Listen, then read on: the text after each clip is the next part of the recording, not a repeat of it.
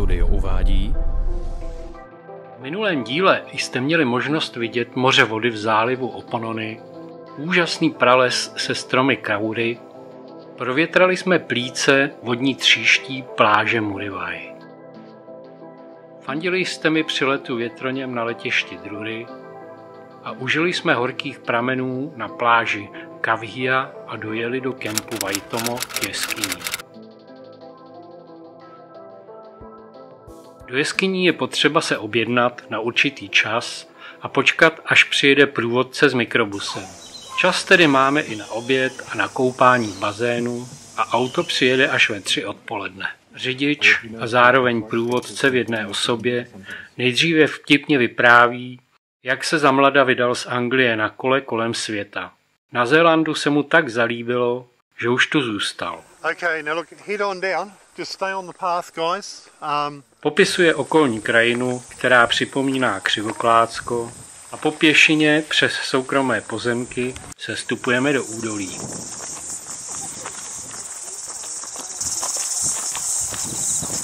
Smíšená posádka Čechů, Italů a Němců sestupuje mlčky a moc se mezi sebou nebaví. Šťavnatým údolím zurčí potok. Průvodce rozdává helmy a vyrážíme. Vedle otvoru, ve kterém mizí voda, mizíme do skály i my. Občas je nutné si dát pozor na hlavu a tak už víme, proč helmu máme.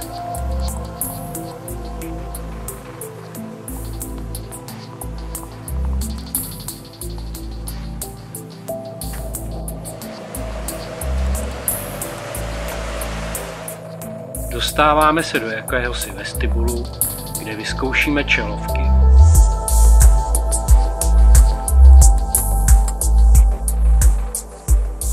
Průvodce nám na stropě ukazuje, jak vlastně svítící červy žijí. Jsou to takové svítící larvy, které ze zadečku spouštějí lepkavé vlákno. Když se na vlákno nalepí nějaký hmyz, larva si vlákno i s úlovkem přitáhne a zbaští. Po nějakém čase se zakuklí a vznikne z ní něco jako komár, ale bez sosáku. Dokonce i bez tlamy a nejí. Žije to pouhé 3 dny, bez potravy, rozmnoží se a umře. V jeskyni, kde nesmíme svítit, nastupujeme do loďky a náš průvodce za úplné tmy ručkuje po laně a odváží nás někam do středu té svítící galaxie. Ale jaké úžasné divadlo tihle brouci umí poskytnout, to fakt bere dech.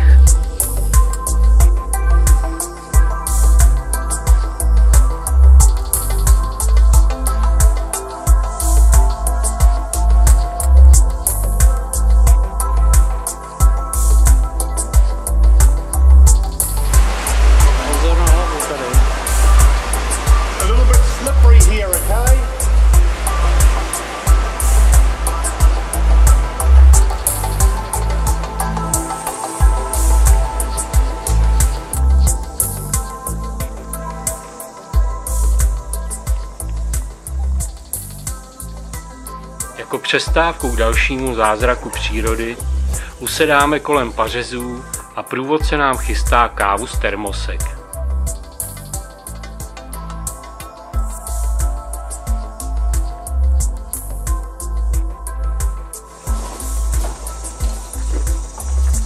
Další jeskyně, ke které docházíme úzkým skalnatým kanionem, je bez svítících brouků.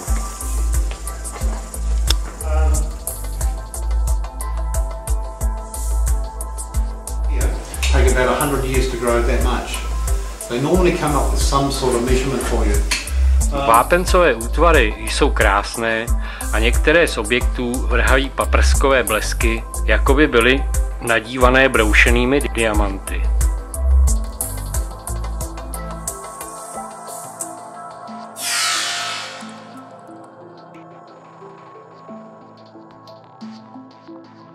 When it rains, water flows over the top of the swamp. So it's flow stone. Now because it flows quick, these ones here, you'll see the e-bomb there.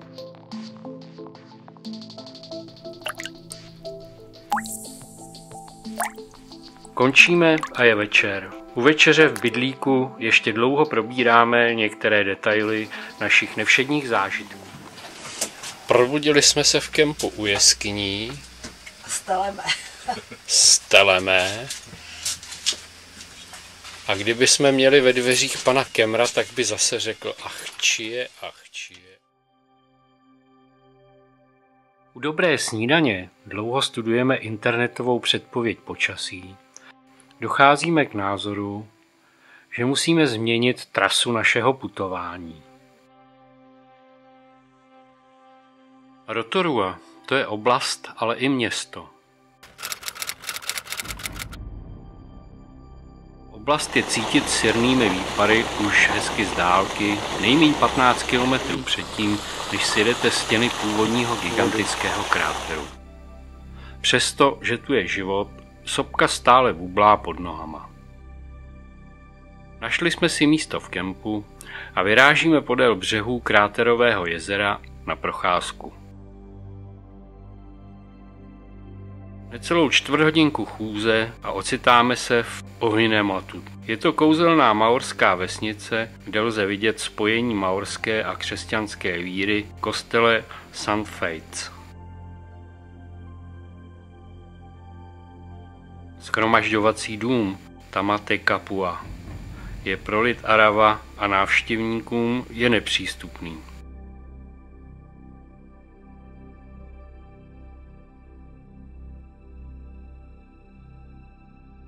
Na břehu u kostela je hřbitov, který střeží vyřezávané maorské božstvo, či strašidelstvo, kdo to ví.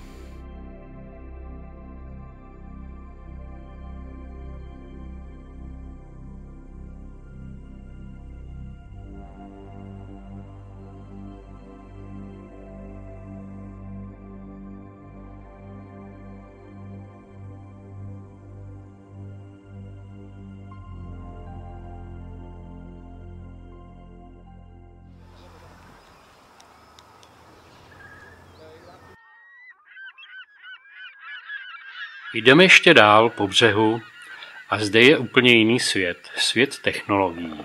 Flotila letadel a vrtulníků zde čeká na své zákazníky.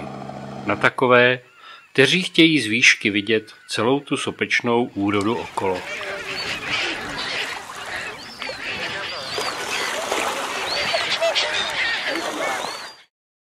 Chcete si dopřát nějaké to termální a levné vzrušení? Navštivte tedy Kuirau Park. Na první pohled téměř normální park s chodníčky a jezírky. Internetová předpověď špatného počasí se naprosto vydařila. A tak běháme parkem, ale v dešti. Erupce zemětřesení v roce 2003 změnila park k nepoznání. Objevily se tu jezírka vroucí vody, prameny, prskající horké bláto a ty unavenější, ty už pouštějí jen vzteklou páru.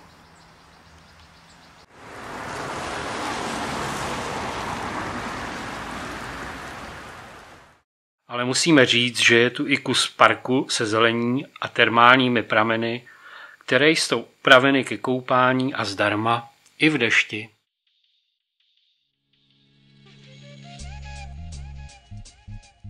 Použij názvu Tepuia, protože to zvládnu vyslovit. Přijdou horší.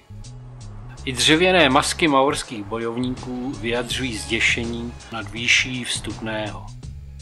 Ale jsme tu jenom jednou v životě a tak peníze obětujeme a jdeme dovnitř. Tepuia je muzeum maorské kultury a zároveň i vstupem do přírodní rezervace Whakarewa-Rewatanga-Ote, Opetana a Wahia. And of course to our geothermal valley of Te Whakarewa-Rewatanga o Te Opetaua a Wahia. Což je v překladu shromáždění válečníků Wahiao. Byl to i maorský kulturní areál, ale zároveň i kuchyň, kde si domorodí vařili potravu, ale i své nepřátele. Za vstupní branou se nachází jakýsi posvátný kámen plodnosti a tak je stále ženami v obležení. této termální rezervaci se nacházejí dva z největších gejzírů horké vody na jižní polokouli. Největší gejzír Pohutu neboli Velký výstřik.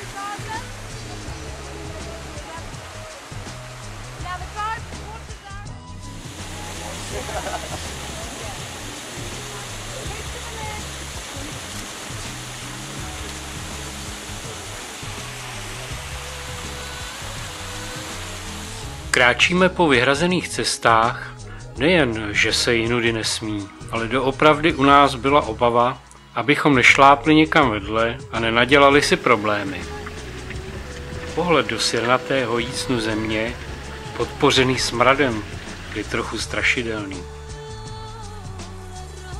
Komu je to málo, může přemýšlet, jak bylo nepřátelům místních Maorů, když ti si je namáčeli střídavě do čisté horké vody anebo v bublajícím blátě. Opět jsme tedy měli na večer velká témata, která jsme museli řešit u večeře.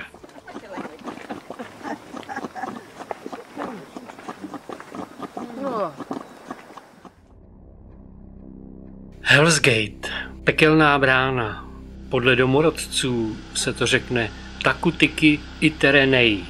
V překladu to znamená moje dcera se tu ztratila.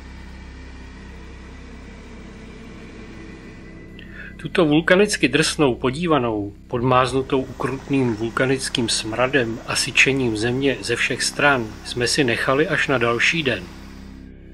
Skutečně to nejde v jednom dni stihnout, i když kráter Rotorua nemá v průměru víc než 20 kilometrů. Jeho bublající a prskající zákoutí se dají prohledávat několik dní.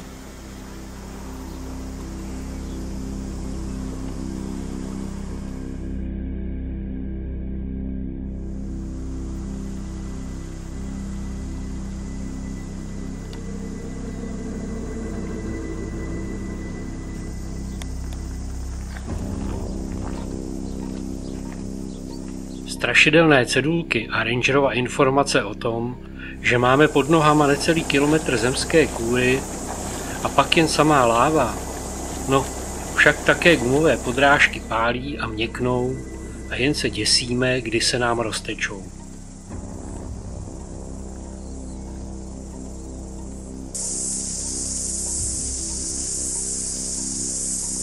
Tu a tam je trochu zeleně, a zde je vidět, jak domorodci pohřbívali do korun stromů své mrtvé.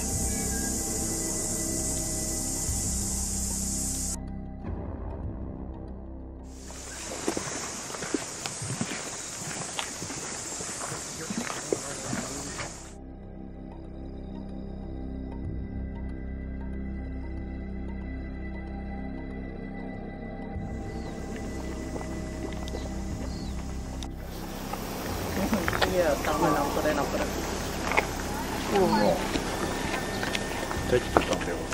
Jo.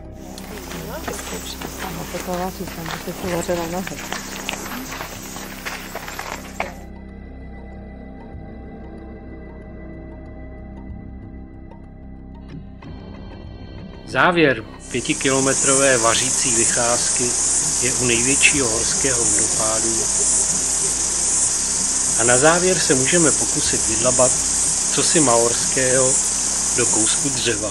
Jak jsme se mohli přesvědčit, maorská kultura není naprosto originální, protože Pepa jim sem dováží neotřelé nápady.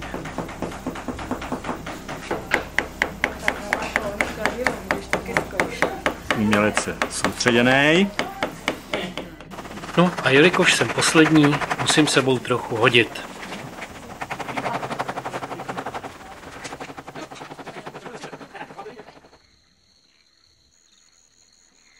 Když už jsme měli plíce samou síru, že bychom klidně mohli založit fabriku na zápalky, rozhodli jsme se ujet z tohoto předpeklí a někde se vyvětrat. Pohled na mapu a výběr je jasný. Jedeme do lesa a k jezeru.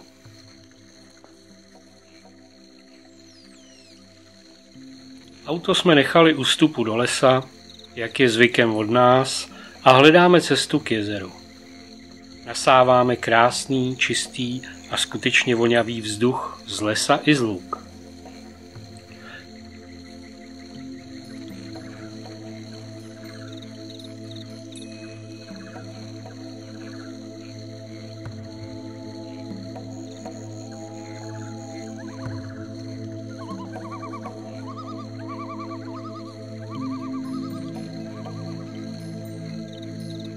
Procvičili jsme těla na liánách a popřemýšleli, jak to ten Tarzan dělal, že se na nich udržel.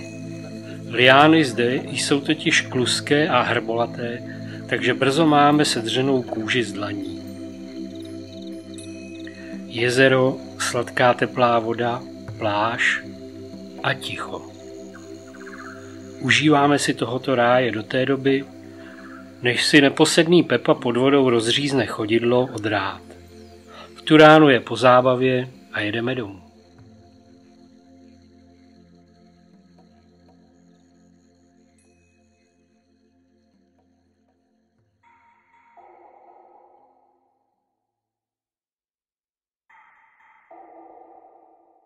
Začínáme odjezdem z Rotoruje na jih. Po hodině jízdy zastavujeme a navštěvujeme ztracené údolí, domorodci nazývané Orakei Korako. Lodí překonáváme vodní překážku a jsme opět zahaleni parou a zápachem. Je to tu ale nějak barevnější.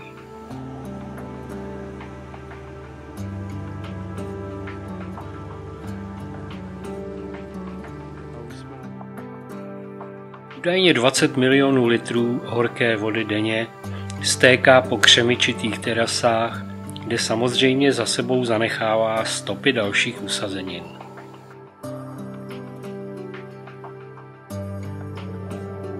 Jsou zde bezpečné chodníky mezi gejzíry a horkými jezery. I zde matička země předvádí, že má energie na rozdávání.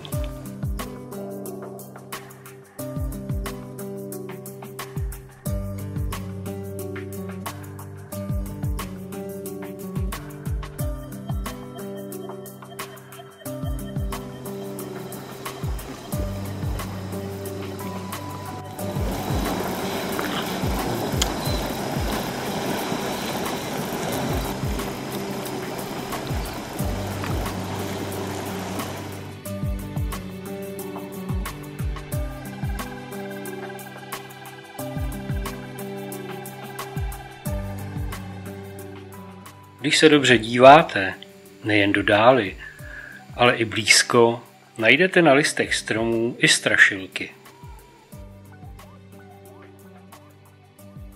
Geotermální rozlehlá jeskyně Ruatapu, svatá jeskyně, má nesnadný vstup. Domorodci zde těžili zelený jadeit na šperky. Horká, smradlavá atmosféra té řídké kyseliny na dně nám moc nechutnala a tak jsme se dali brzo na úprk po kamenitém svahu.